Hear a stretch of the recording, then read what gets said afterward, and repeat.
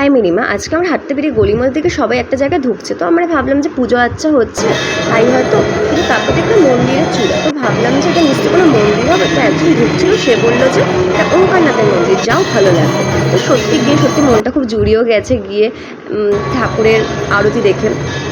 আজকে সত্যি বেরোনোর কোনো কথাও ছিল না, কিন্তু সত্যি ঠাকুর না টানলে কোনো জায়গায় যাওয়া হয় না। তো আমরা ফিরতে ফিরতেও মানে একটা ঠাকুরের প্রসাদও আমরা পাই, মানে সেটাও একটা ভাগ্যের ব্যাপার পাওয়াটাও। পরে আমাদের মনে ছিল আজকে শ্রাবণ মাসের শেষ সোমবার ছিল। এই যে রিমা গুন্ডু আজকে প্রসাদ খাচ্ছেন আমার দ্বারায়, ঠিক আছে। আমারটা এখানে আমি রেখে দিয়েছি।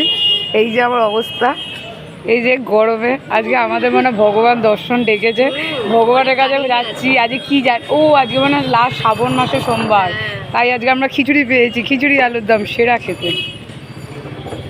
একটুখানি খাওয়া দেখিয়ে দাও, খাওয়ার স্টাইলটা একবার দেখিয়ে দাও। হ্যাঁ চলো একবার, কি স্বাদ। চলো গাইস, টাটা।